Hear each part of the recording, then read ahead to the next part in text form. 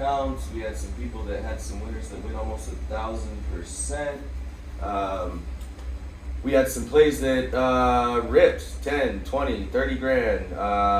Tesla went insane. Roku went insane. Twilio, the list of things that went nuts, it's endless. Nvidia, TTD decided that they were going to split and go insane.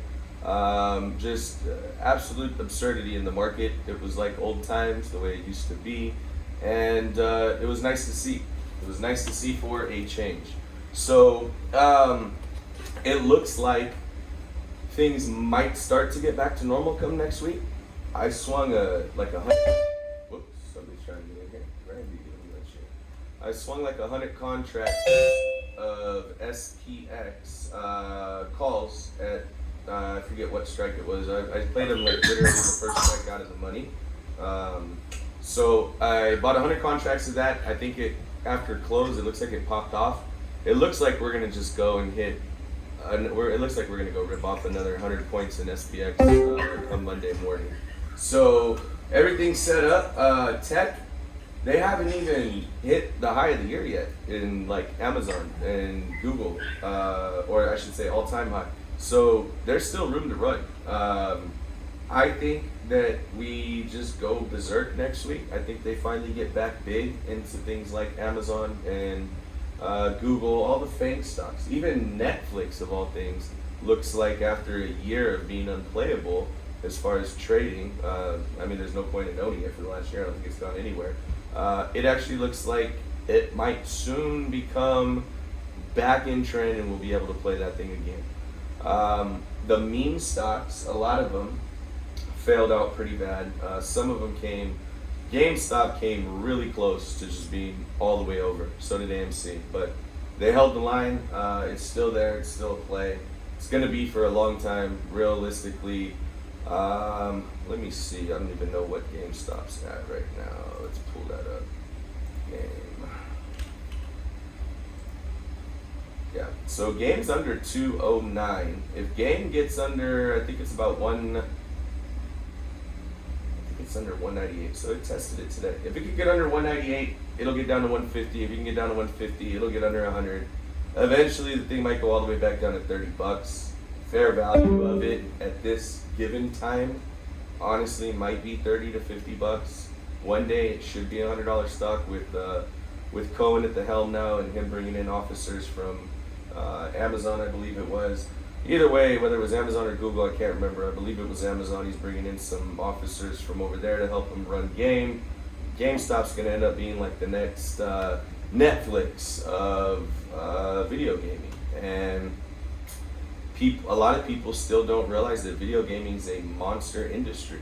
For a lot of older people, that industry just flies under the radar, and it's a huge billions and billions of dollars industry.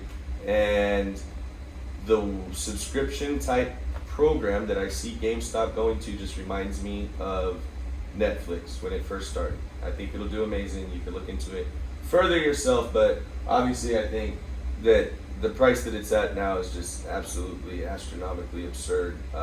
It's great to trade these meme stocks. If you're going to trade these meme stocks, know what you're doing. Don't just go and listen to somebody say that, oh, GameStop's going to go to 500 today, and then go put all your eggs in one basket and be broke. Not smart. Know what you're doing.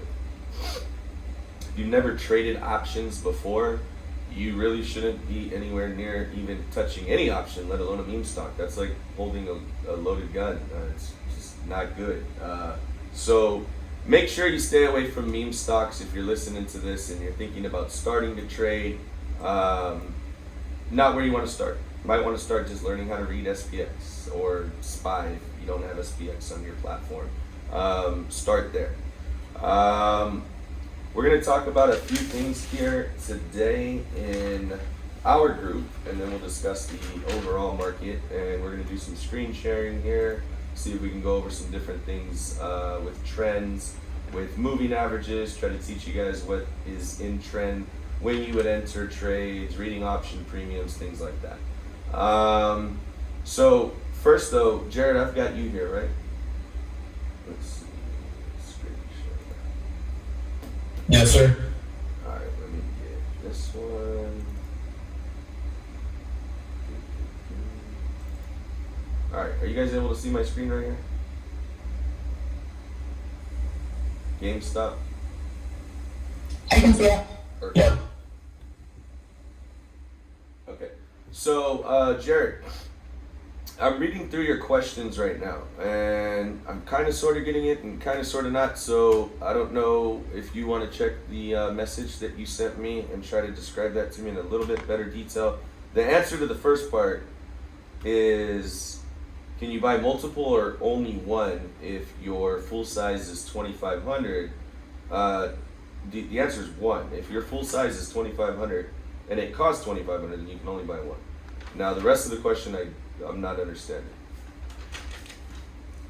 So if I buy one at 2,500 or multiples up to 2,500, say your full size position's at that, do you buy other positions? Can you take other full size positions also? Should you? Like your recommendation? That's okay. So one, that's going to be totally up to you. I can't recommend anything, but what I will tell you is that if you're only playing one full size position at a time, and you're doing this to make a career out of it, not you're doing this on the side as a side hustle, it's going to be really hard to try to make a career out of this if you're only taking on one play at a time. Perfect example. I looked at somebody's account the other day, and they only had like 10 plays in there, and it was from over the last several months. And I have a horrible memory when it comes to short term. I don't know why I could remember numbers and stock and research like the back of my hand. Anyway, I remembered every single one of them right off the top of my head. I was like, oh yeah, I remember that one. Oh, I remember that one. Damn, I remember that one. They were all losers, and I was like, Jesus Christ, that sucks. This person bought like the only losers that I had on those days, and they're holding them. So if you're only playing one full size position like per week, I mean, think about it. Takes one loss and you got killed, right? If you got eventually where you want to get to, I'm not recommending that you do this now, but eventually where you want to get to is where you can manage 3 or 4 positions. Now, when you first start, that's going to be too difficult for you. If you could get 3 screens, possibly you can manage 3 positions, but I would start with 2. If you can't play 2 positions at once, then you're all in on one thing. And if you happen to pick the one loser that we get every single day and you've got really bad luck, you could blow up your account. It could happen. Extremely rare. Extremely rare. I mean, honestly, I've never seen it happen. I've seen people fail and then I get them back on track. I've never seen anybody just totally fail out, but it could happen. And it's just bad luck. There's nothing you can do about that. Except you could give yourself a better chance to win. So when I go into the beginning of the week, I'm loaded with 5 full-size positions. So for me personally, a full-size position is $10,000 usually. So that means I start the week loaded with $50K in cash. That's my money to trade for the week. And I actually have $100K for the week because I have 50 ready for Tuesday as well. So I've got 50 ready for Monday and I've got 50 ready for Tuesday. I can tell you right now that if I lost all 50 on Monday, well, first of all, that would never happen. It never has happened. But if that happened, I would probably be thinking really hard about if I'm going to go and deploy 50 again the next day on Tuesday. Never had to, but it's there just in case. So I'm just trying to lay things out for you guys. Hold on here, who's coming in? Oh, Monica's coming in. I'm trying to lay things out here for you guys so that you can kind of understand how I think and how I do things compared to a lot of other people. So if I'm playing 4 full-size positions, right? And that means I've still got 10K on reserve come Monday. So I started with 50K. I go and I decide I'm going to play 4 full-size positions come Monday morning. First of all, I wouldn't play 4 full-size positions on Monday morning unless the market was just unbelievable. And it's just showing me, hey man, there's all this money to take. You got to take it. The last thing you should do is enter Monday morning and just start shooting full-size positions. You always need to take what the market gives you. The minute you try to make more or take more or overstay your welcome from what the market's offering, you're being a pig, you're being greedy, and greed will get you killed in the market every single time. Every penny you make, they'll take it back and more. Every single time. So, if I deploy 4 right out the gate, right? Let's just say I did. You shouldn't. Let's just say I did, though. And we're going to get further into this and go down all the different possibilities. So 1 goes to 0, okay? 0. Nothing should ever go to 0. You should be able to manage your position better than that. But let's just say it goes to 0, okay? One of them goes up 50%. Another one goes up 50%. So now, I've got one that got wiped out for 10K. I've got one that made 5K. I've got one that made 5K. And then, let's say the last one goes 100%. That one made 10K. I had 4 plays. I had one go totally to 0. And I still made $10,000. It's not about what you make percentage-wise on every play. It's not about how much money can I make on this play. It's not about how long can I stay here and be as greedy as possible and squeeze every last penny. And the worst is when you look at something and you're like, oh man, when it gets to 30, I'm gonna sell it.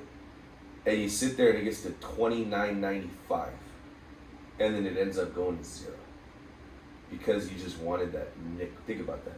You wanted that $5, and over that $5, you sat in it and you turned around and then you sat there and you talked yourself into it all day long that it's gonna get back there, and then it never does, and then you talk yourself into it, and then you just keep talking yourself into it's gonna happen, and it doesn't.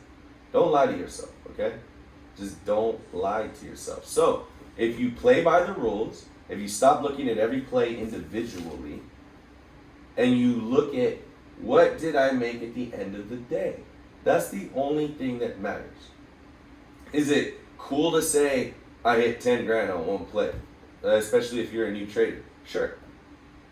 Is it cool to say I made 10,000% on one play? Sure. Cool. It is cool. Like, I'm not knocking that. It's exciting. It is cool. But it is not important by any means. There is one thing that is important. That's it. There is one thing that's important. And that's that you finish in the green. That's it. That's the only thing that matters. Is that you don't lose money. If you didn't lose money, you're doing all right. You should be making plenty, especially with the market conditions right now.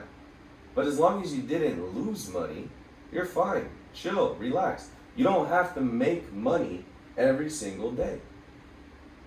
You don't. People get in this, they get caught up in this FOMO. They see other people making money and they think that they gotta make money. They go chasing when everybody else is making money and they get in late and they end up losing. They end up chasing, they end up playing outside of their buy zones, outside of their comfort level. They end up playing with more than they wanted to lose. They end up position sizing out of whack. The minute you break one little rule that I teach, you can throw all the statistics totally out the window. And you are playing strictly on luck. And luck runs out every time. There's a few people in this world. A lot of people will tell you I'm one of them, so I can't really talk. But I know a couple. There's a few people in this world that just have really, really, really, really, really good luck. Besides that, luck runs out. And luck's run out for me plenty of times too. But I do have very good luck. So we got to play by the rules if you want to make a career out of this. Plain and simple. If you play by the rules, if you understand what I teach, if you don't lie to yourself, if you come up with your position sizing and you tape it to your computer so that you don't break it, it's very simple. You get caught up in the moment and you go, oh man, whatever, Twilio's flying. Oh man, Anthony's up 100% on it and he got there in 5 minutes. I need to get in. That's the worst one too, let me tell you. When you see me make 100% on something in 5 minutes and then you're jumping in, that's absurd. I'm already cashing out. You're jumping in. Why? You missed the play. There's going to be another one. Like MiNiONS. I gave out a play today on MiNiONS that hit 200% in literally under 3 minutes. And then it went to crap. It went to 0. But I cashed out. I was good. Under 5 minutes. And then it went to 0. So think about that.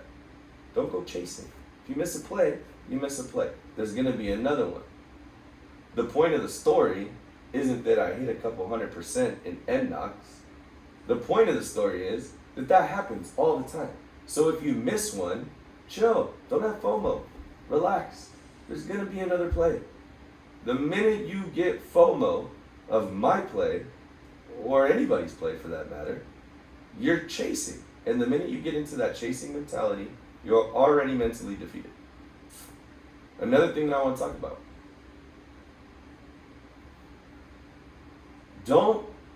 I hear too many people tell me how much money they want to make, like per week.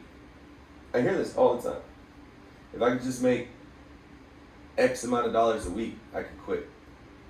I just need to make this amount of money this week so that I can buy this or I could do that. If I could make so much money, I could pay this off. Whatever it is, that's good. Have goals, that's cool. But don't say that when you make so much for the week, you're done, you're out. Why? There should be no limit as to how much you can make. You shouldn't set a limit on yourself as to how much you can make. That's silly. This is a game where you can hit one play that makes you retire for the rest of your life off of something like an AMC squeeze or a game squeeze or a gazillion other squeezes. I mean, they squeeze stuff to death now. We hit 100% on equity in minutes sometimes now. It's insane what goes on in the market now. So, Monday, easiest day to trade, okay? Decay is not bad on Mondays.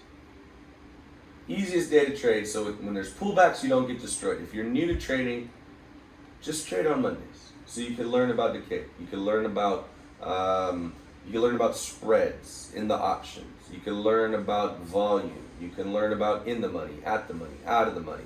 Somebody was asking about that, so I'm going to go over that real quick. So you guys are all able to see this game here. So on GameStop, if I were to go to trade game options, and then I would want to go buy a call expiring today. Whoops, I have to make this bigger. No, expiring July 2nd. Alright, are you guys able to see this? I want to make sure. Yeah. Alright, cool. So here's the price line, right? So the share price is 208. Here is the line. This is the money right here, okay? If we buy below this, we're in the money, okay? If we buy right above this, we're pretty much at the money. You can actually call, technically this is in the money, okay? The price is 208, the strike is 207.50. You're 50 cents in the money. Does that make sense to everybody?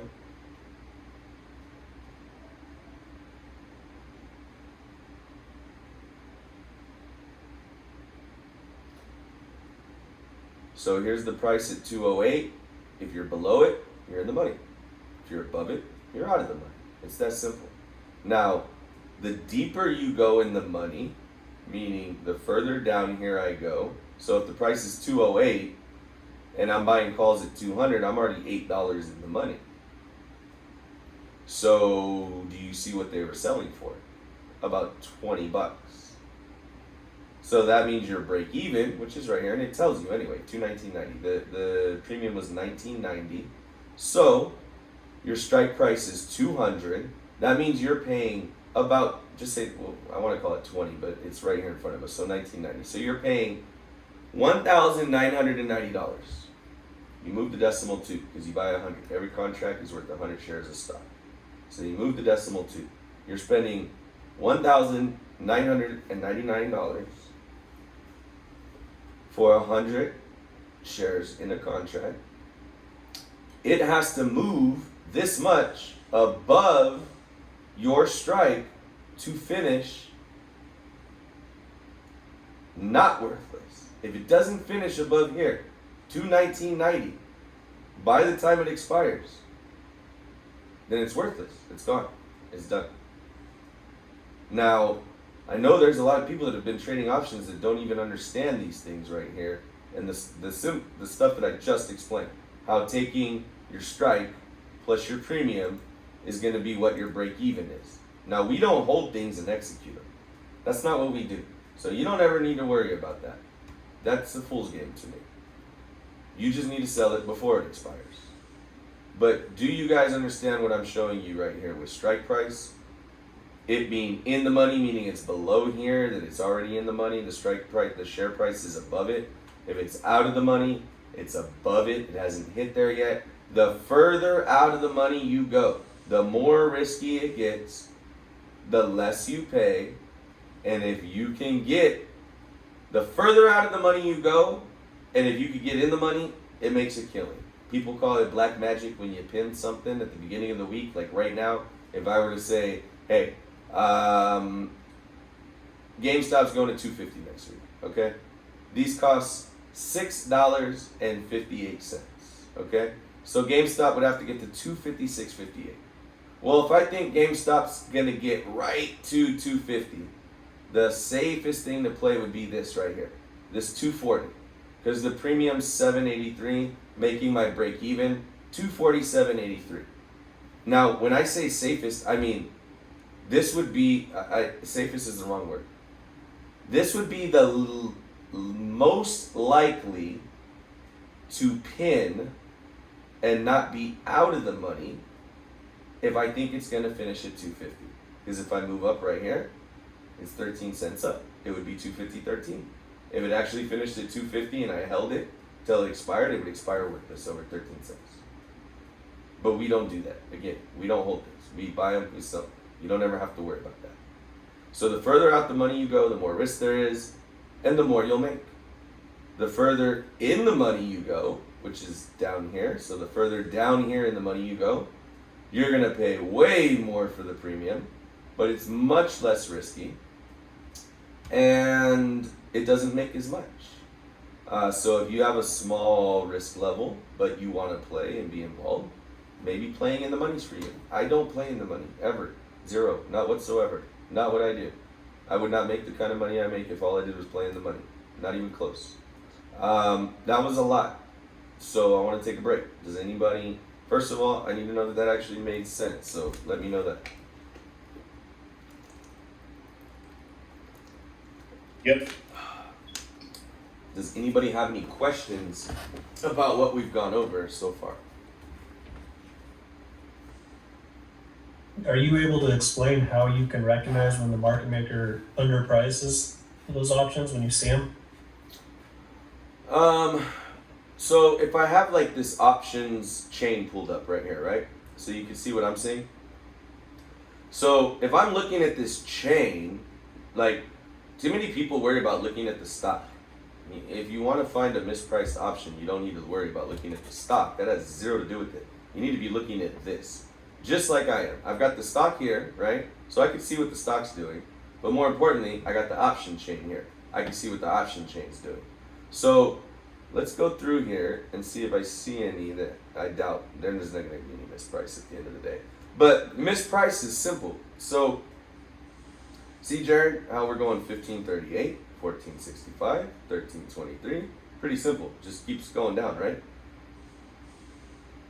Okay. But what if this one says 16, this one says 14, this one says 10, and this one says 12? Then he mispriced the shit out of this one, right? Does that make sense to you, what I'm telling you? Yeah. So that's how you can find misplaced options. Mispriced, I'm sorry. Also, you can just do the math in your head and see if it makes sense. So if we're playing, like here, let's see, like this thing moves so god awful slow, and we've made good money off of it 2 weeks in a row now. Service now, right? And I'm way down on this, but these are runners. I mean, I already made plenty of money off of this thing. We had 550s last week, they killed. rolled out, played these for free, bought 8 of them, sold 5. Now I'm in runners. These are free, but I'm down 41%. Doesn't bother me at all because it's all free. And service now set up. I need them to get the 560 next week.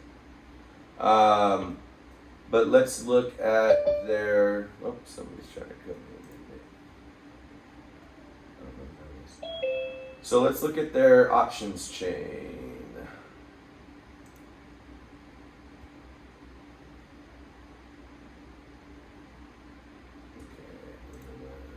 Yeah, next week. Right, next week. Okay.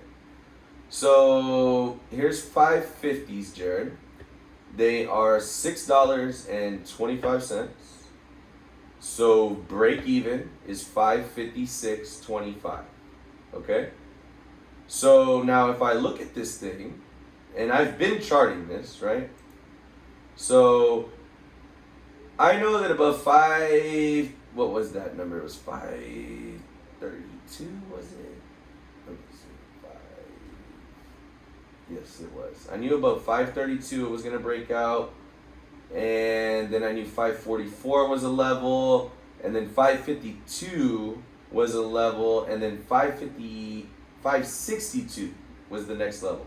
Never hit 562. Got up here to 557.29. I'm sure the bar was higher. It might have hit maybe 558, 559. Either way, it never got through 562. 562, if it can get through that, it rips. So I know where this thing is charted, right? I understand where it should go. So if I think that next week that this goes to 560, right? If I think it's going to go to 560, then I want to play something that stays under 560 with the break even, like this. You see how the break even here is 559.35? Because if I play the 560s, it's got to get to 563.03 to finish in the money. Now again, we don't play to execute things. We don't play to execute contracts, so we are not so much worried about this as maybe another trader would be. We're simply trying to flip these. We're not trying to execute these. We're not worried. I don't need it to get in the money. I might buy something $100 out of the money, knowing full and well it's never going to get there, but I can see that there's a ton of volume and action going in it, and it's super cheap, and I know that it can go from 5 cents to $1, a 20 to 1. So maybe I'll go take a shot knowing, again, that it's never going to get there, but I'm just waiting for that pop, and I can sell. And it's that simple. So if you know how a stock moves, and if you know, okay, off of, let's say, this level right here, okay? Let's say if it holds 550, then you know that should be the bottom, okay?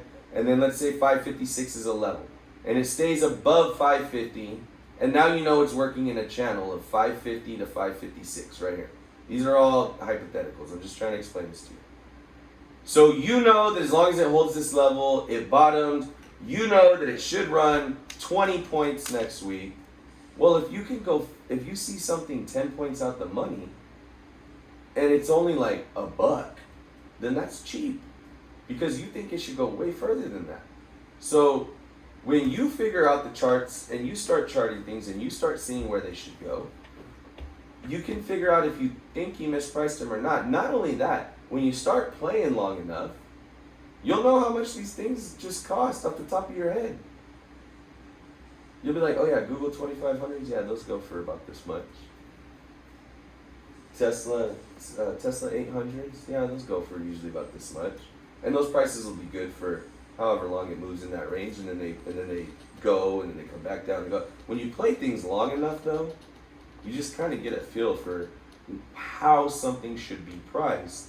And when you can see that he mispriced it, you could go in there and attack it. And the best thing is if you go in there and attack it, others follow you, the volume picks up, and then he readjusts it immediately because he catches. If he readjusts it and it was mispriced, and it goes from 1 to 3, you better count your blessings and cash out of a lot. I'm not saying it can't go to the moon. I'm just saying that the whole reason you got into it is it was mispriced. So if it got mispriced, you got in, and then he correctly prices it, and you just got a gift, why are you still there? I don't understand. If you want to leave runners for free to see what happens, sure. But he just gave you a 200% gift. Who stands there waiting to see if more is going to come when the bag can just fall in the gutter and go to zero? Doesn't make sense. Anything else that I need to go over on that? Did any of it make sense? Do I need to go over any of that in more detail?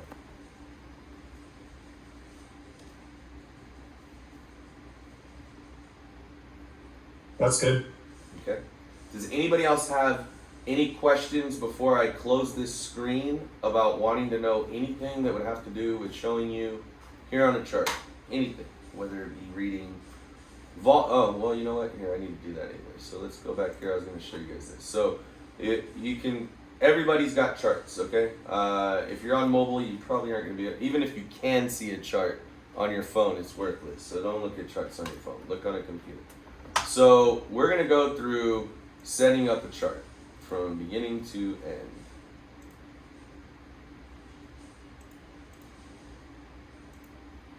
Okay, so when I go in here to service now, you're going to see this, right? You guys all see this, the expand button on Robinhood. I can click that. Every single server has it. I can't tell you what it is on your server. I don't know, but here's where we are, okay? Now, this is it. There's nothing here. I got a price line. I got numbers on the side that tell me what the price is. As I move this cursor, you see how the price moves up here? So it tells you what the price was at that level. Down here, you see the time. So it tells me at what time it was, what date it was. Now, I want to start setting up my charts, okay? So the first thing I want to do, I want to put my volume on there. Boom. Now I got volume. Let's go over what volume is, okay? Here's all the bars at the bottom. You got green bars, you got red bars. If it's a red bar, that means that there was more action selling than there was buying, okay? Now, the size of the bars, the length of them, is the amount of volume that was going on during that trading block. Now, I don't want to keep going further if that doesn't make sense. Does that make sense to everyone?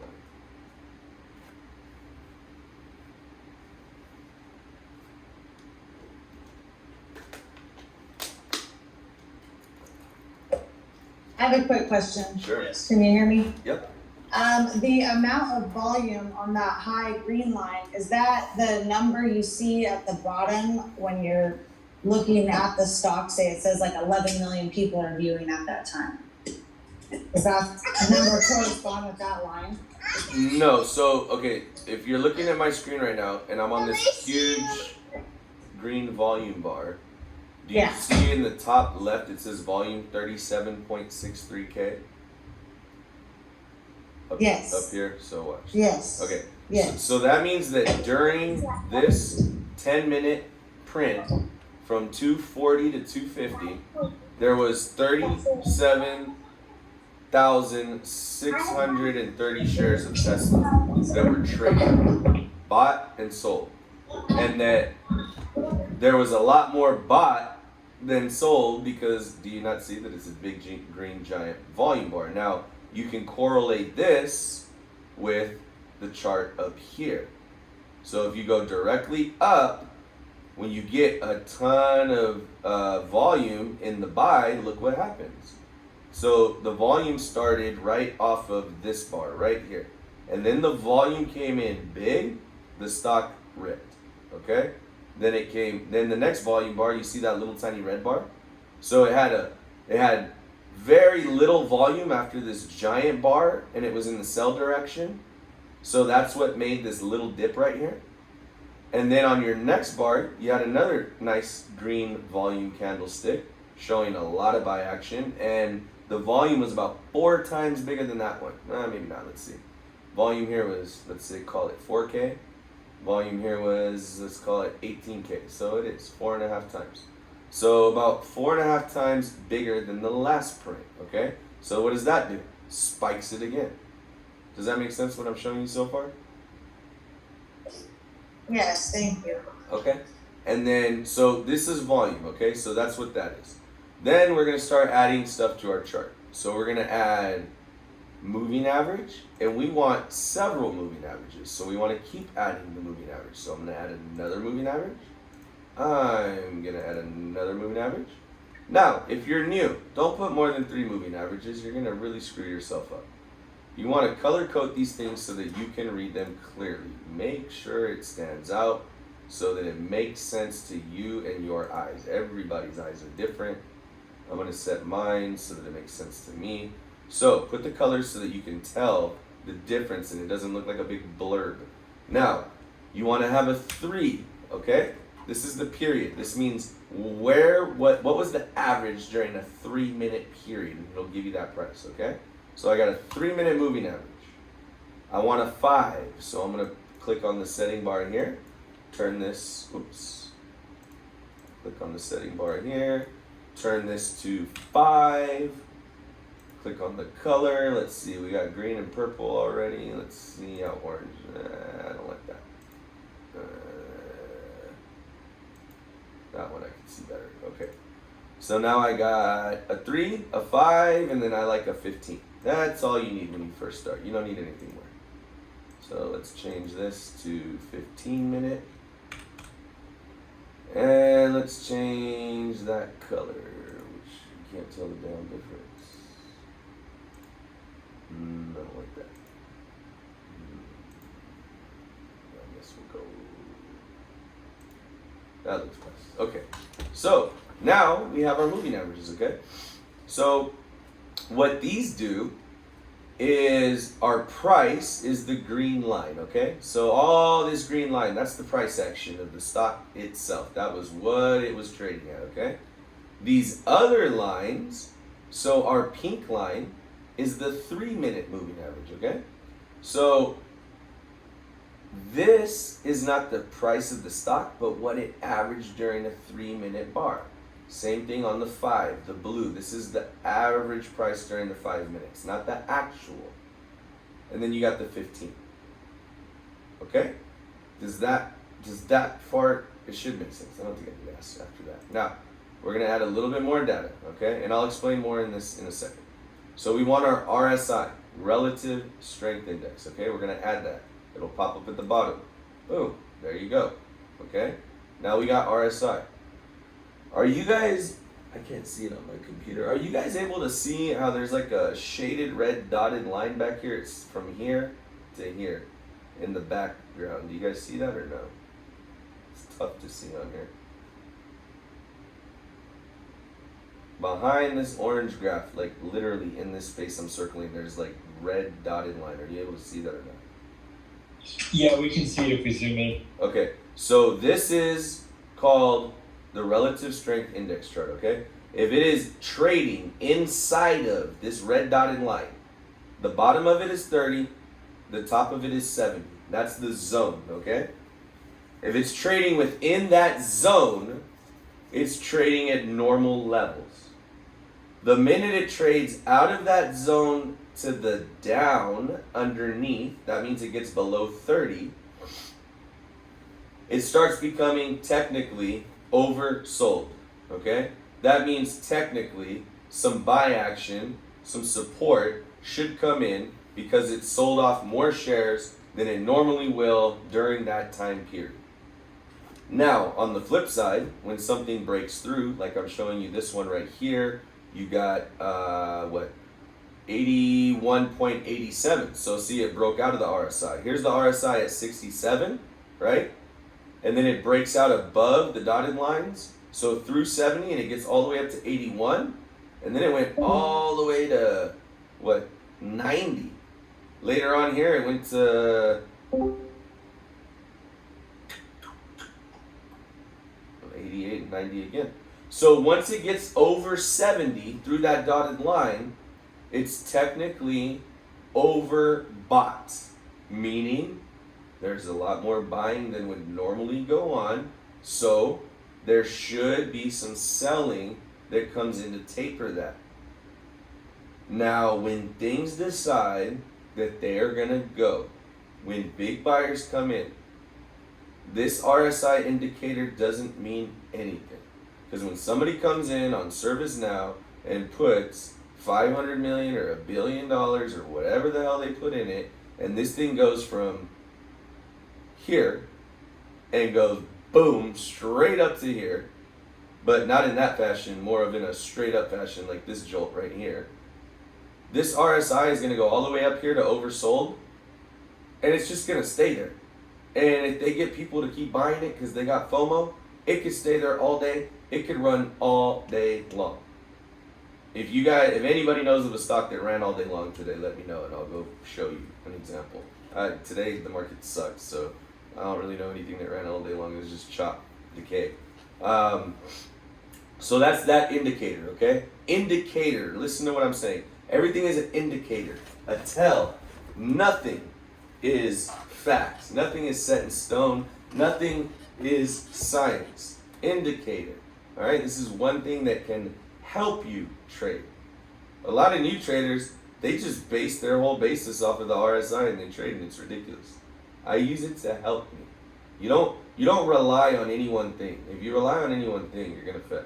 You gotta understand everything and use a little bit of everything and incorporate it into your trading style.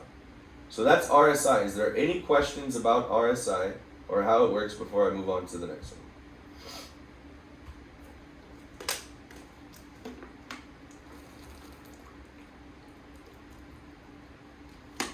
Okay, so the next thing you want to add.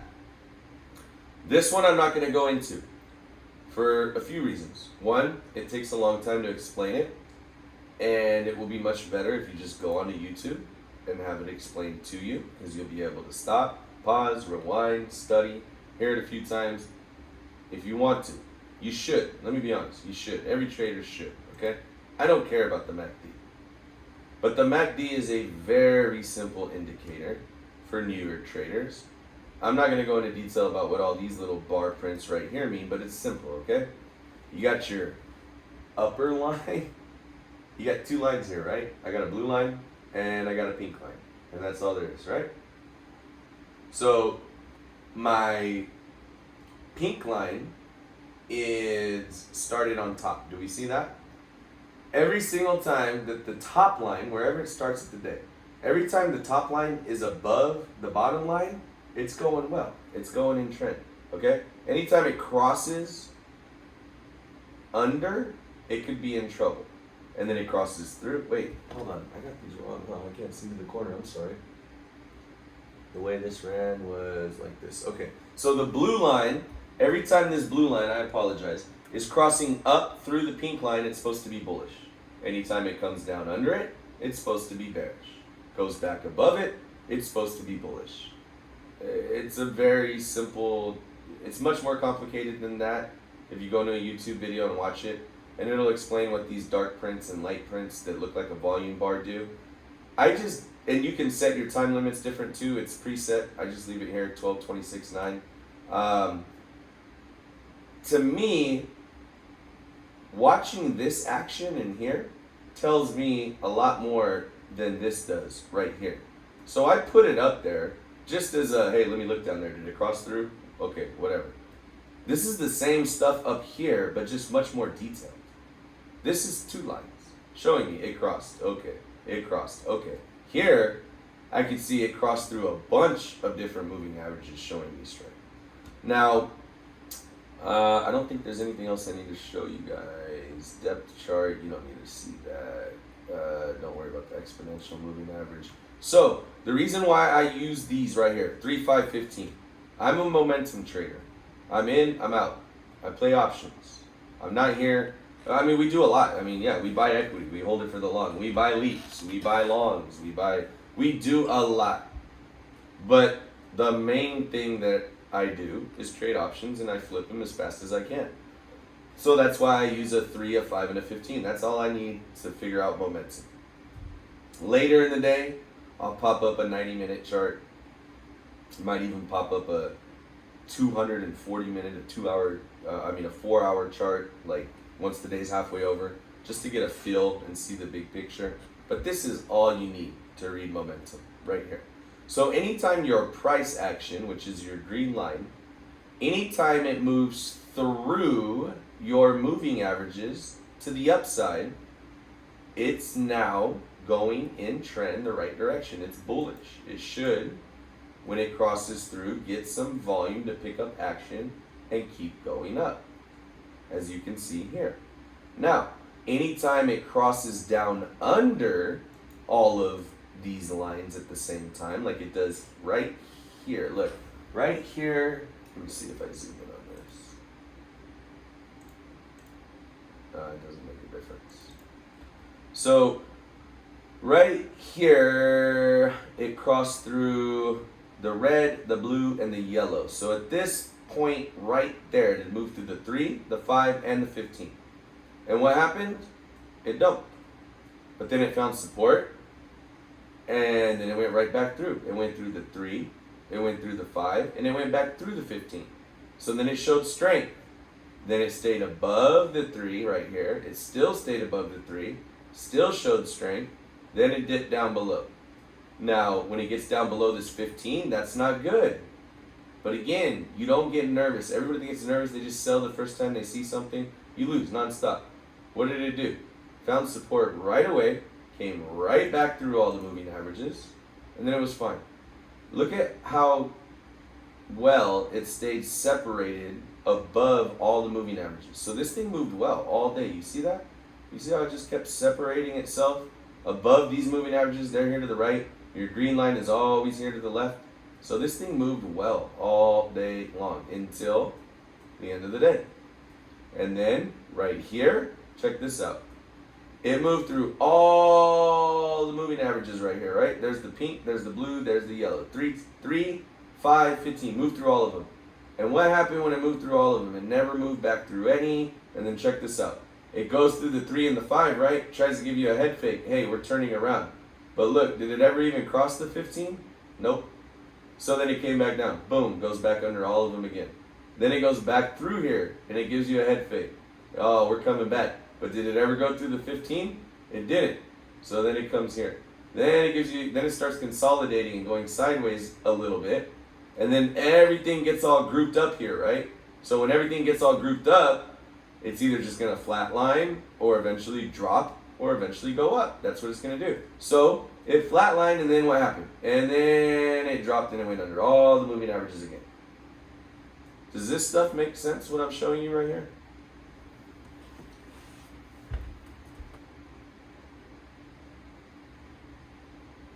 Yep. Do you guys have any questions about any of this stuff?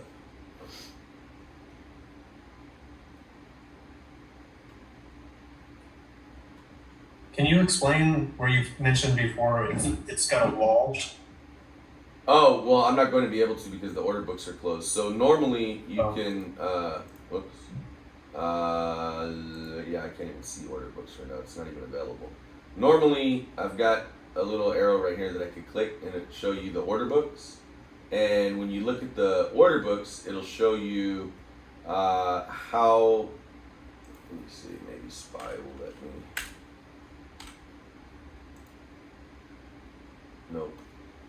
Can't see any order books, can I? Nope. So normally you could click and it'll show you the orders, like how many orders there are to buy and how many orders there are to sell, and at every single price. So if I go in there and I see that there's, like 5,000 shares of something big, like say Amazon, that's a huge order, okay? Not huge, but pretty big. Let's say if you see something like 50,000 shares to buy on Tesla. That's huge, okay? If you see that on the order books at $700 and Tesla's trading at $705, you could be pretty damn confident that when it goes to 700, it's gonna bounce hard and it's gonna hold. Now, when we're looking at things like, I'm like, hey, this is squeezing. If it can get above here, it can go. It's simple. I look at the order books, I look at the sell orders, and I see all the sell orders that are on the books, and I know how much money it's going to take, because all you got to do is add up the shares. If there's, simple math, if there's something that's $1 a share, and there's 1,000 shares to sell on the books, then there's only $1,000 worth of shares to sell. So theoretically, if somebody comes in with $1,000 to buy shares, it will wipe all the orders off the books, so it should move the stock up in theory. But what can happen is algos pick it up and immediately sell and drop it, and the algos will play you. The algos in the market maker, that's their job, is to play you. You gotta learn how to play like them. So flip side, if I see, oh, there's a whole bunch of orders, like at round numbers, always. Hey, Tesla's gonna go hit 700, and I'll go look. There might be tens of thousands of orders to sell right at around $700. Way more than you see anywhere else. Way more than usual volume for selling, right? Well, that tells me there's a wall there. So it's gonna have to fight. People are gonna have to buy the heck out of it at that level in order to buy all the shares they're trying to sell to push it through. So that's what a wall is. You can have a wall of support, meaning holding the stock up on the downside, holding it up to go up, or you can have a wall of resistance. So you can have a wall on the upside, holding it from going through because there's a lot of selling pressure. Did that explain it? Perfect. Cool. Is there any other questions about charts or graphs or anything that I would need this window open for? Alright, I'm gonna move on. Do you have one that could show a representation, or like the angelic cross, or whatever they want to call it? A golden cross? Dude, hold on. Let me peek around my phone. Nothing moved right today. Like, it's gonna be hard. Let me just peek around. I'll find something. Let's see. Look at top movers. There's always something there.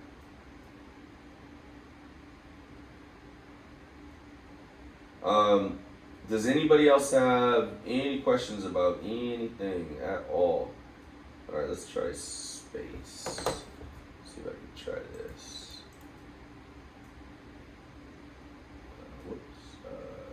Share screen. Let's try this one. Who's this one? Okay.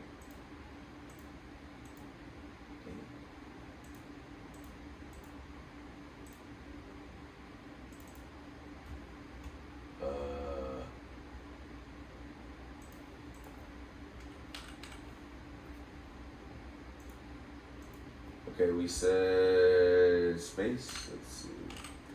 Space. Are you able to see this right now?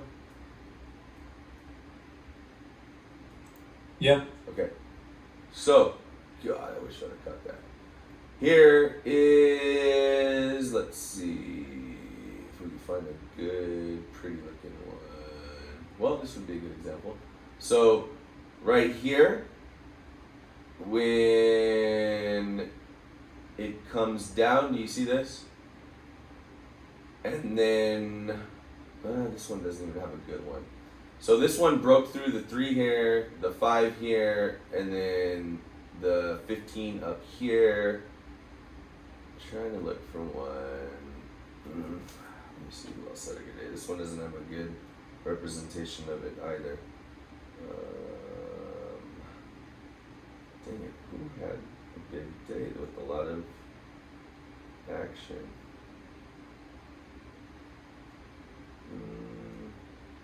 Anybody got a clue who had a mover today? It was moving all over the place. Did CCIV move all over the place? Possibly. That might have a chart that could show it. CCIV.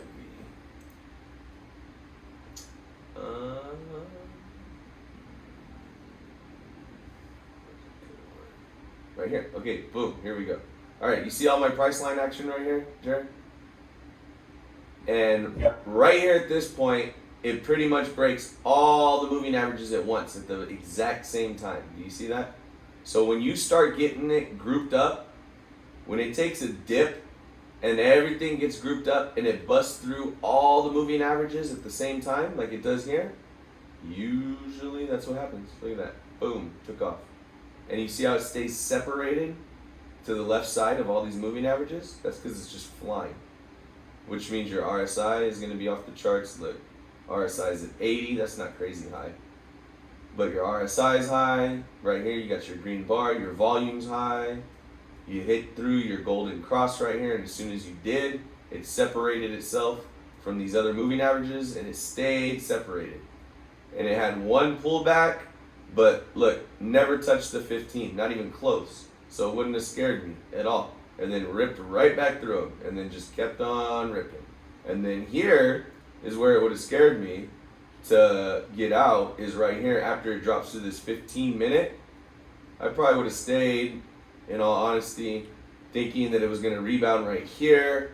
And then once I saw that it stopped and couldn't get through even the 3 or the 5, I probably would have dumped right about here and saw that that's not going any further.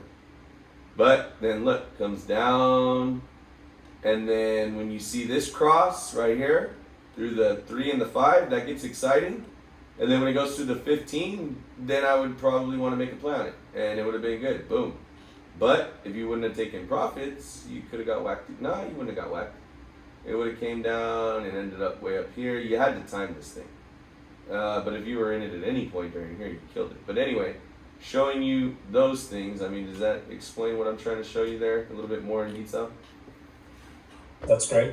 Okay, cool. I'm going to close this thing down. Let's see. All right. You know what? I'm not gonna post this video to YouTube because we got a lot of stuff to go over that's with the group anyway. I'll post it for the group though.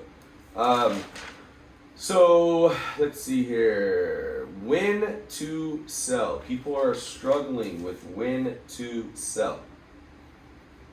If you struggle with when to sell, normally the only people that are telling me that they struggle with when to sell are people that hold on to things too long and they end up going to crap.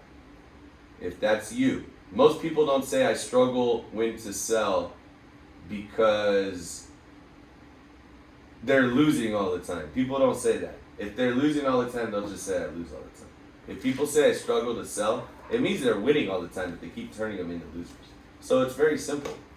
If you're struggling with when to sell, this is the greatest secret of trading of all time. I'm gonna teach you the biggest trick ever, okay? If you're up on a play, if you're in the green, all right?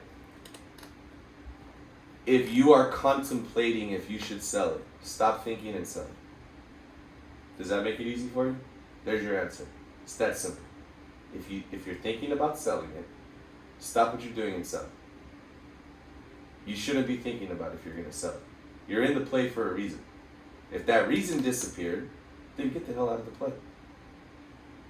If that reason's still there, you probably wouldn't be asking yourself, should I hang on to this? Should I sell it? You wouldn't be asking yourself that. You'd be sitting there screaming at your computer like I do all day, going, you know you're going to bounce off of that 628 Tesla. Like, my plan didn't change. It's still there. I'm never asking myself, oh my God, do I got to sell this while I'm watching a chart play out for trading within a channel that I knew it was going to trade in?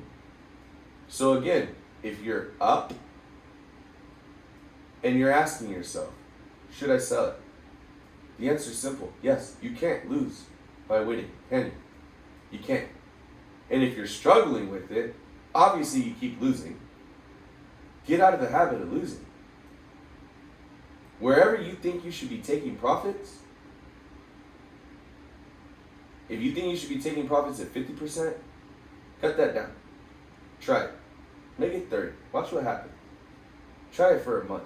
Say, I'm going to take profits at 30%. I will leave runners, because that's ridiculous not to, but I'm going to try my best to just keep getting out for 30% gainers. You will be shocked. You're going to be like, it's hilarious. I see it all the time. You're going to get done and you're going to be like, wow, this is so easy. And then you go big and then you get killed again because you just don't learn. It happens to thick-headed people. Eventually you'll get it. But if you're smart, you go slow. If you're smart, you don't even play for a month. You just learn.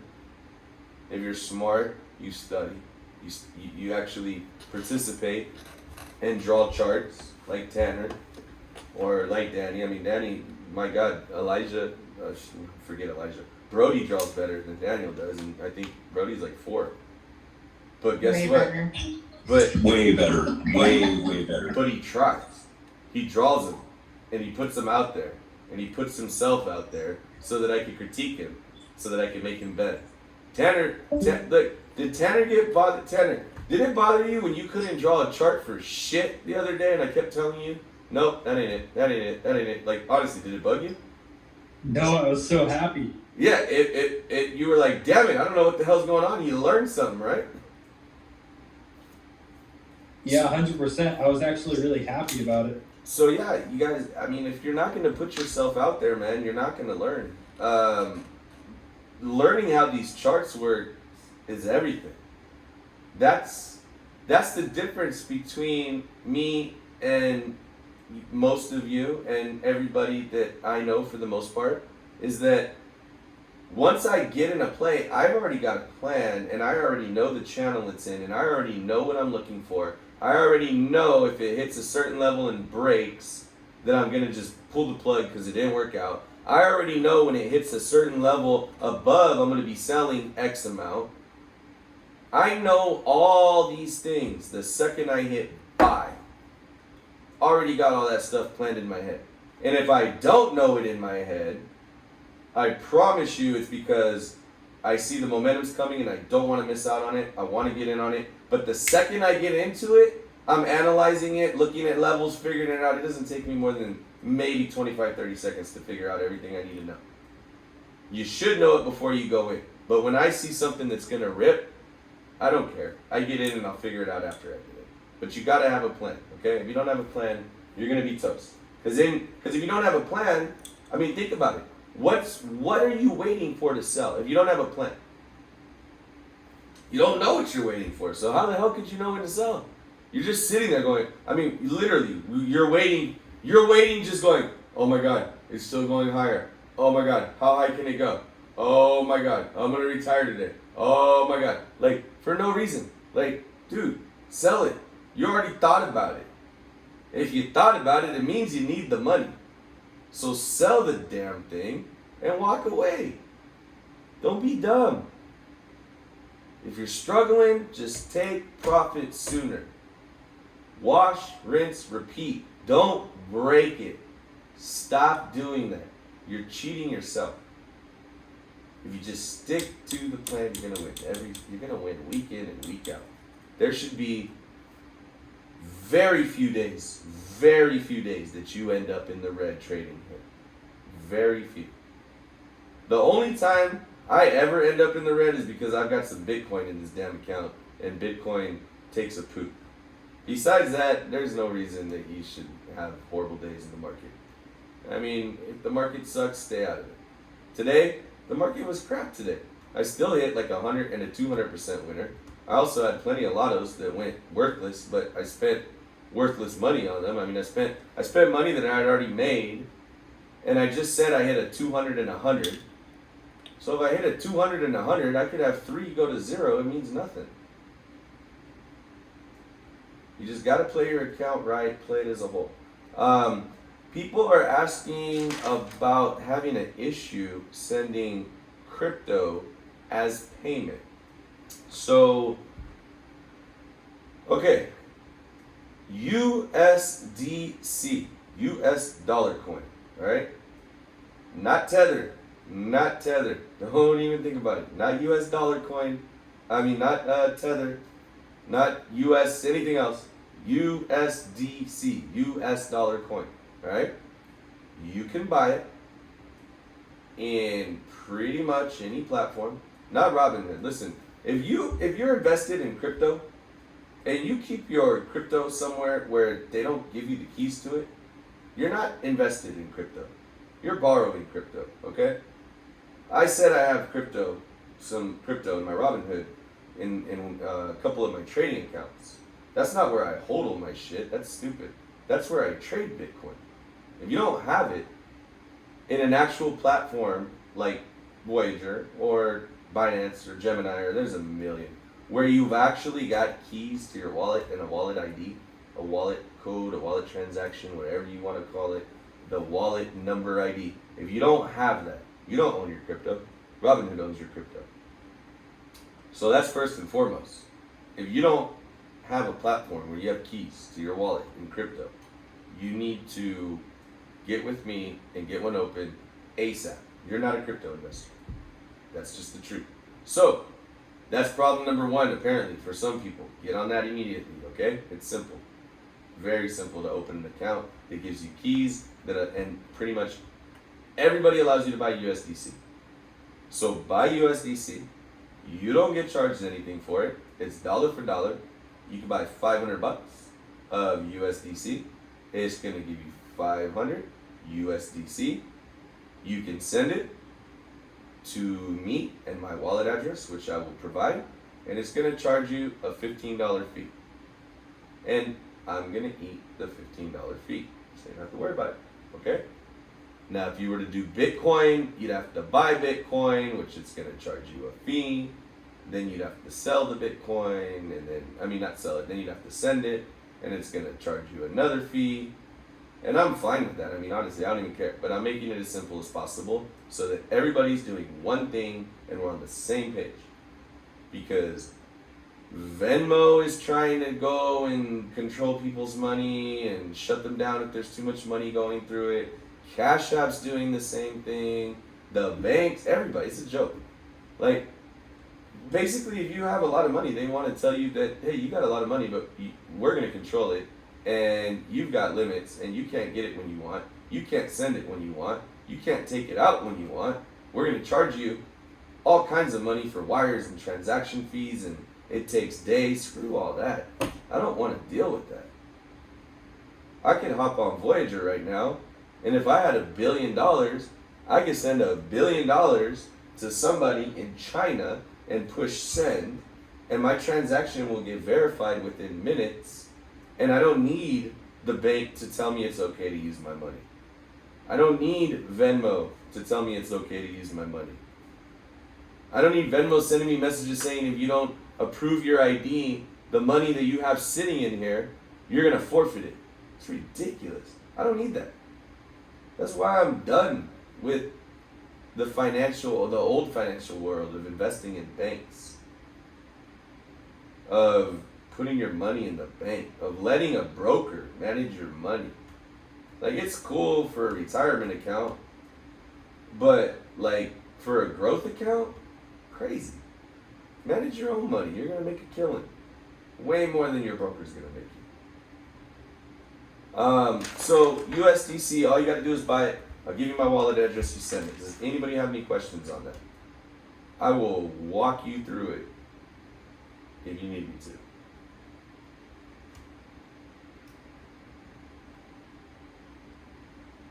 Alright, simple enough. So I expect that everybody will have their USDC into my account on the last trading day of the month. Rent, guys, everybody thinks it's funny, I guess, because rent's not due on the last day of the month or the first of the month or whatever. It's simple. The last trading day of the month. Okay? You get services from me that help you make money in the market. So if you don't pay by the 30th of this month, then you get unplugged from Discord until your payment comes through, and then your Discord will be reactivated, and then you're a pain in my ass because I have to go back in and put in the codes to let you back in because you didn't pay it on time, and you get kicked out of it by Discord. So payments due on the last trading day of every month. Alright? The last trading day of this month is on Wednesday. That's when it's due. If the last day of the month is, let's see here, let me go look at a month where that would make sense. October, I'm looking at October of this year. In October, the last day of the month is the 31st, which is a Sunday. The last trading day is the 29th. And then it doesn't trade again until November 1st. So in October, rent's due on October 29th. That's the last trading day of the month before we start trading another day. Does that make sense to at least one person? Oops. Apparently there's been a lot of confusion around that. Sí, señor. Okay. What else? Let's see. We're going to be bringing in some artificial intelligence programs. Some really, really, really expensive, like hedge fund type artificial intelligence program that we're going to be testing out, Daniel and I. And if we like it, we're going to integrate it into the Discord. So we're going to have a whole nother channel most likely that's going to be run pretty much by artificial intelligence, which is pretty damn cool. The software is pretty amazing. It'll predict like before the week where a stock's going to peak and where a stock's going to dip, pretty much like what I do, but it's going to do it instantaneously. I mean, you know how much time that can save me? I think it hits at like an 82% rate, something like that. So the AI is almost as good as me because I hit it like an 87% rate. But if I could give up 5% and save myself 8 hours of research every day and be able to concentrate on other things, I'm down. So either way, it's going to be a huge help. It's going to benefit everybody. It's another benefit that you guys are getting that you don't even have to pay for. Me and Daniel are going to be doing a lot of things together. The service is going to start changing rapidly here in the next year. I just want to let everybody know where we're at. I think we're at 60 plus members. Our goal is to get to 100. I'm in no hurry to get there. I do want to get there within a year. The goal was a year. It's been 6 months. We could have already blown it up to 100 if we wanted, but I want slow, steady growth. The one time we let in a whole bunch of people, like 12 in 1 month, it was a disaster.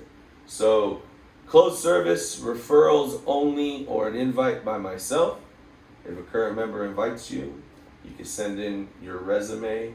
You can send in a bio about yourself, what charities you like, what charities ideas you have. We're going to be starting a 501c. We're going to be helping out a lot of people, spreading a lot of love, a lot of wealth, a lot of wisdom, covering a lot of people with God's love here in the real near future. We're going to be having merch that goes to charity with the spread love, wealth, wisdom, and the 4XP hashtag. We're going to have merch for Daniel's company, and it's all just going to go support the charity. Support the charity and show the movement, spread the movement, get people involved. So anyway, if you got somebody you want to recommend to the service, let me know. I'll talk to them, see if they're a good fit. We only want to add 4 max per month until we get to 100. Once we get there, then I get to buckle down and the real fun's going to start with the big vision. And that's when I'm going to really be picking your guys' brains to see where I can incorporate you in the big vision. If you want to be a part of it, you don't have to. If you want to just be one of the 100 members that's here to be a lifelong investor with us, that's fine. But if you want more, it's there for you. Private investing. So private investing, guys, whoa. I've never private invested with anybody but myself, my Uncle Tony, or his business partner that he does investments with. Never. I've never had a problem with the private investment, with the exception of contractual things here and there when you got a bunch of people in on it in a group, like with one of my Uncle Tony and his partner that puts together groups. It's been a mess here. I'm going to be honest, okay? I tried to do this to give people an opportunity to get into things that they would normally have zero opportunity to ever get into, which is private investing. Getting into something pre-IPO or even pre-IPO, angel investing, even getting into funding research and development for bio companies. I mean, the basement floor, bottom, getting in there. Okay, number one, these things aren't easy to get into, okay? Number two, you have to be an accredited investor, okay? Number three, this isn't the stock market. You don't get to just go, I'm gonna buy some. No, you apply for it, okay? Then you get accepted, if they accept you. They might not accept you. Then you put in a bid. Then you see if your bid gets accepted. Then you negotiate, because you can always negotiate a better deal than what they're offering. You try to get more percentage in shares if you up your game and how much capital you're going to spend. You can try to get a discount for spending more. There's a lot you could do, okay? It's not a push a button and I buy something process. It's a long, drawn out process. Okay? Now, if you want to be in a private investment, number one, do not say that you want to be in a private investment. Most of these private investments are going to always be a 10K minimum, okay? Because the reason why is they're like 150, 200, 250K to get into. So maybe I put up 100K, maybe my Uncle Tony puts up a 50K, and then there's 100K left over, okay? The more people, the more headache. So 10K is going to be the minimum. That would give 10 people a spot to get on. The Bitcoin mining project was the biggest headache I've ever dealt with in my entire life, and it still is. It's not even done yet. It still is. It's going to be worth it in the end. That's why I'm not complaining. But I'm not going to have things go the way they went this way moving forward. So, if you are going to be in a private investment, you say you want it, that means the money's in your bank account ready to send to me on a moment's notice. Otherwise, you're not ready, okay? If you say you're going to get in, but then you back out, all right? You get one chance. That's it. Everybody's been warned now. If you've already done it, you've done it, whatever, boom. Anybody moving forward. If you say you're going to get in a private investment, and then you decide to back out, that will be the last time that you are offered to be in any private investment. It is beyond frustrating, headache, changing contracts, wiring money, dealing with the other company, telling them, oh, I'm sorry, I'm waiting on something. They don't care. You think they care? Oh, yeah, that $250,000 I said I'm in for, sorry, I'm 10 grand short. You think you can hold up? No, we can't. So if you do that, one of two things happens. A, I've got to go fund it myself, which, if you guys don't know by now, I think I've told you, I'm probably the most cash poor person you've ever met in your life, okay? So when I say I'm ready to privately fund something, that means I've got the cash ready to go, and I'm asking you guys if you want in. It means you better be ready to go right now. And I'm cash poor. My money's all in crypto. I don't want cash. So I've got to stack cash in order to get into these things, okay? So I've already got the cash ready to go. So what happens? A few things can happen. One, they tell you, okay, now you're on the waiting list. Then we're stuck with our money waiting in limbo because we didn't all have it already on time, waiting for a second approval. And rather than our money being somewhere where it makes money, it's just sitting. Just sitting. Can't do nothing with it. Or we just lose the investment altogether, which means whoever decided they don't want to be in on the investment, they just cost everybody the investment. Why? Because if you pull out, I don't have $10,000 cash just sitting there ready to show up, ready to send off when I already put the cash that I needed sitting there for it. And I don't want to go sell some damn Bitcoin or Ether or Doge or any of my crypto to go fund something that I was already ready to fund. So it's annoying as hell and it pisses me off. And it screws everybody over. Because if we miss the investment, well, everybody that wanted to be in it missed it. And private investments are where people, this is where the wealthy people just never stop getting more wealthy, is because these are the things that these are the vehicles they're allowed to invest in that we're not. The normal person's not. So don't blow it for everybody. And more importantly, don't blow it for yourself. This isn't something that hardly anybody gets. I mean, honestly, if you want to go look it up, I'll bet my bottom dollar that there is less than 0.1% of the population that's allowed to private invest. I'll bet my bottom dollar on it.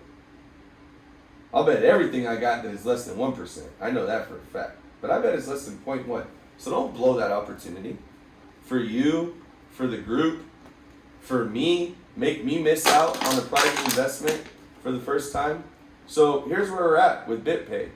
For those of you that have already put money in for it. My money's sitting there. Your money's sitting there. There is 3 or 4 people that I still haven't got money from.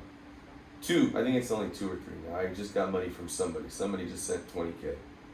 there's still a few people that I don't have the money from. One, I haven't even heard from. Tried to get a hold of them, haven't heard a damn peep. So our money's just sitting there in limbo with an offer, and I'm waiting for them to get back to me to see if they're gonna accept it, because they accepted it the first time and I didn't have the money to send them when they asked for it. So they put me back on the waiting list. So now Can I'm we stuck. still get in? What's that? Can we still get in? I hope so. I don't know. I'm just waiting. If you're asking, like, is it too late As for an you to get individual. in? No, it's not, because I don't know if we're in or not. And I'm literally trying to negotiate, telling them that I'll buy more so that we can get it. So yes, if we can get in, 100%. It's not too late to get it, because I'm gonna have to be Okay. putting in my own money just to make it happen. Like, more of my own money, I should say. Okay, let me know. Will do. So that's private investing, guys. It's not for everybody. Another thing that you need to understand, there's no timeline, guys. I don't understand why people think that private investing should be any different than any other investing. So if you ask me, hey, how long is it going to take before we cash out on that? Do I have the answer for you? If you ask me, how long is it going to take when we buy in on an IPO position? Do I tell you, do I know how long we're going to be holding it? Or do I just tell you where I think it's going to go and when I'm going to take some profits? I don't have a damn clue. I don't have a clue. And then when you ask me, what's the return on investment going to be? I don't have a clue. I know what the minimum is that I shoot for. I don't go near a private investment unless I think you can get at least 25 times. Okay? So there's your answer. If you ask me how much can it make? The moon. But minimum I'm shooting for is 25x, or I don't want it. So that means if you put 10 grand, I want to make 250. That's what I shoot for. If I'm going in a private investment, you should know the only reason I'm going in is because I see at least that type of potential. And then when you ask, well, what's the process? There's no process. You buy it. I have a certificate that says we own a bunch of stock in a private company, and when they either go public or they get bought out, then we'll get shares into our broker, and then we can decide what we want to do. Do we want to hang on to them? Do we want to sell them after the blackout date? Whatever the hell we want to do, it doesn't matter. We got to hold them for 90 days after it IPOs, and then we decide if we want to sell them or hold them or whatever the hell we want to do, it doesn't matter. Me, the minute that I've been in a private investment and it IPOs 90 days later, I sell off a whole bunch of it. I might hold some if I really like the company. But 9 times out of 10, even if you love the company, after the lockout period, usually a whole bunch of people are going to sell off. You can get a cheaper price anyway. So I don't have these answers for you, just like I don't have the answers for you in a regular market, in the regular stock market. And in the regular stock market, things can go to zero just like a private investment. People always try to weigh risk and reward and all this, and this is riskier than that, that's riskier than this. Look, the bottom line is this. Anything that you invest in can go to zero. Anything. If you invest in gold, I've got gold sitting in my safe. That gold can be worthless one day. When Elon Musk starts mining gold out of the asteroids and he makes it worthless, it can be worthless. Things are only worth what people will pay for them. And everything's worthless. The only thing that has worth is what people attach a value to it. It's worth what people will pay for it. It's simple. It's always been that way. All right, I've been rambling forever. If nobody has any more questions, I would like to try to wrap it up. I thought we were going to have Daniel Jade on here, but he let me know that he's tied up. So we will have a presentation, I'm almost positive, next week. We should have the contracts. We had to finalize with one more person, and we took care of that. So we should have the contracts getting printed, I would think, next week. And I don't know how many questions Dan's been fielding. I know he told me that I believe he told me he's responded to everybody that had questions, and there is no more questions to field or answer, and we're ready to rock and roll. So if that's the case, everybody should have saw the contract, approved it. It should be going back to the attorneys, and the attorneys should be typing it up, getting our names, our socials, getting everybody's name in the LLC so that all the legalities are done and everybody's covered. And that's that. And then, man, I tell you what, I'm excited as hell. I cannot wait to start mining in September. And I've been dead on the money 3 times with Bitcoin, and I'm telling you, it's gonna be through it is gonna 1,000,000% be through its all-time high by the time we start mining. But I really think it's gonna be right at about 80 to 100K right when we start mining. We'll see. Time will tell. What else? I think that's it. Tanner, Natalia, Terry, Randy, Sarna, Jared, Janelle, Kevin, Harder. Did y'all get something out of this a little bit? Yeah, it was great, especially the charting. Thank you. Cool. Yeah, for sure. Same, and I'm excited about that artificial hedge fund program. Oh yeah. That's gonna be sweet. It's gonna be really sweet. So yeah, we don't know exactly what's gonna happen, but let's just say, broad picture spitballing. Me and Daniel are gonna kind of run our thing together and be intertwined and linked and put all our services into one. He's gonna help bring members on board and like walk them through the Discord and teach them all that and get to know their risk level like he did with his charts today.